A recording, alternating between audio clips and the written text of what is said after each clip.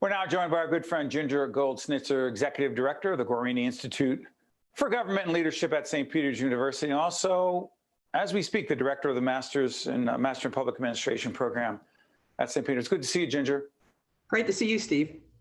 Toward the end of 2020, it'll be seen in 2021. Biggest takeaways for you, big picture, in this historic election.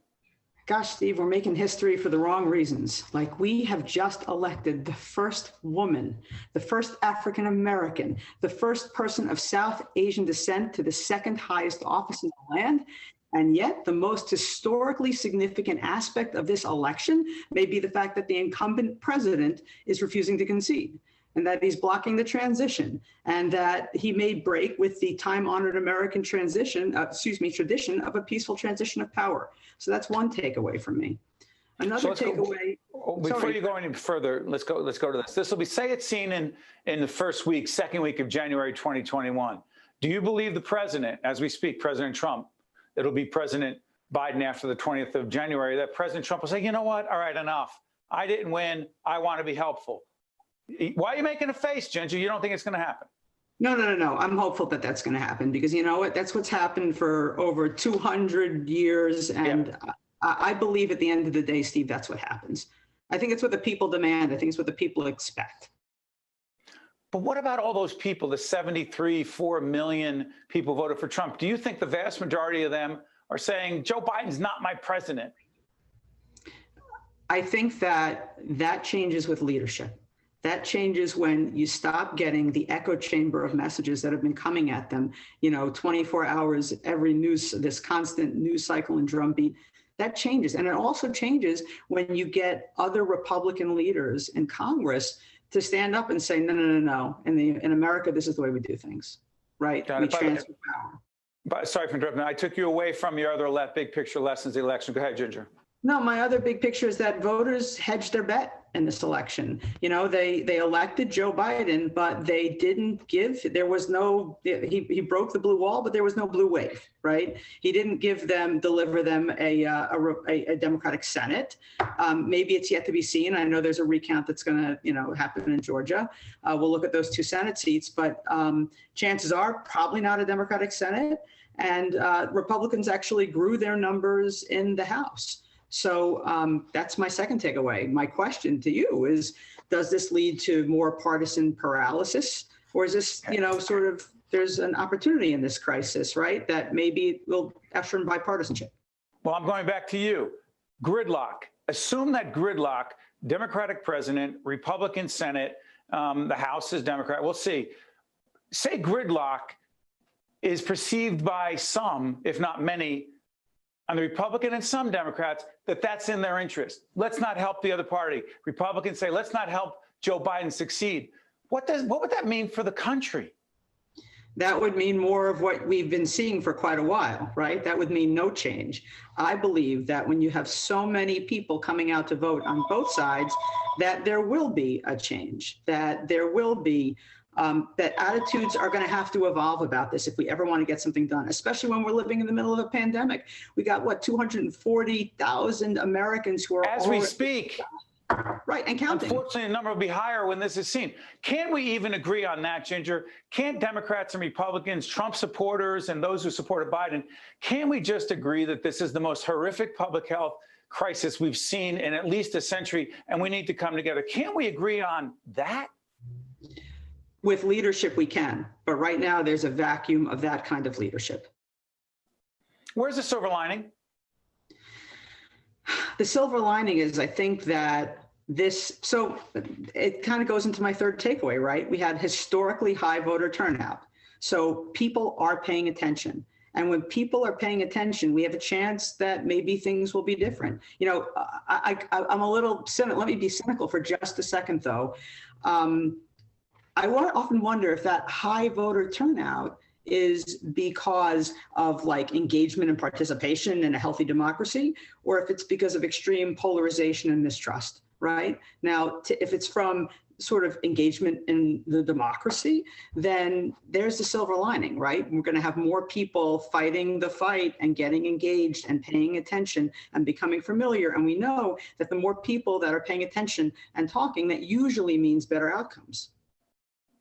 Hey, Ginger, if we continue with vote by mail, post-pandemic, and a significant number of people do not believe that the results are legitimate because of whatever, including, hey, you didn't count the votes in the machine. What does that mean for the functioning of a republic/democracy? Let me just take the first part of that first, right? Sure. If we continue by vote by mail, right? Vote by mail is not a new idea, okay? Like absentee voting began in the Civil War for soldiers on both sides. And so the issue is there are some who believe that vote by mail is just an opportunity for voter fraud. And then there's others that believe if you don't allow people to vote by mail, you're actually suppressing the vote. But it's not a new idea. In the 1800s, we had the first laws passed to allow people who were home or seriously ill to vote. In the 1980s, California allowed absentee ballots for no reason. You know, we had a referendum passed in Oregon not too long ago, allowing the state to issue ballots to everybody, which is exactly what a lot of states did because of the pandemic. So I don't think we can say vote by mail is what's causing distrust in institutions. I think, you know, there's always whenever you have a highly polarized election, whenever the stakes are really high, that's when mistrust grows. Now, if you want to talk about what that means, that's, you know, you can't have a representative democracy without trust in the electoral process. It's through this process that leaders receive the legitimate authority to govern. So if people don't trust the electoral process, they don't accept the results of the election. If they don't accept the results of the election, the winner's not seen as having any authority to govern. And leaders who govern without authority give voters reason to question the legitimacy of their government. And what do you see as our role in the media to help facilitate the process you just described? Seriously. So, we want to be part of the solution. What should we be doing? I think that we need to educate people on how to consume media appropriately. What does that mean? I think, well, to be able to understand what's opinion and what's a description of what's happening. There's a lot of opinion. Now, not everybody is a show like yours, Steve. You know, there's a lot of people that, you know, and also that social media is great because people read news stories and learn more about news from paying attention to social media. But on social media, there's no standard. Anybody can post anything and people will believe it. Don't spit in my eye and tell me it's raining. You know what I mean? We can have different opinions, but to not be able to agree on the most basic facts, that's scary. That is scary. And so, Steve, when when it comes down to it, it's not. The media, of course, is going to help, right? But it's not just the media. We need a serious, early, lifelong commitment to civic education. I mean, that's the main mission of the Guarini Institute, and why I'm so pleased that the Masters in Public Administration program is now under the leadership of the Guarini Institute, because we need to train people how to do this work. We need to train public administrators and the general public on what the roles of institutions are in our democracy and the importance that they play. And we need stronger political parties, frankly, because right now there's too much reliance on individual sort of celebrities. You can pick them out in both parties. And by the way, final thing on my end, democracy, definitely not a spectator sport, right? No way. I've said that before when we've talked. Yeah. Yeah, it's more true now than ever, right, Ginger? More true now than ever. And everybody's got to play their position. In other words, Congress is there to legislate. The president is there to execute, to carry out the laws. The media is there to report what's happening. The Supreme Court, the judicial system is there to interpret laws. Everybody's got to stop thinking that this is just a platform for them to have a bullhorn to shout their opinion.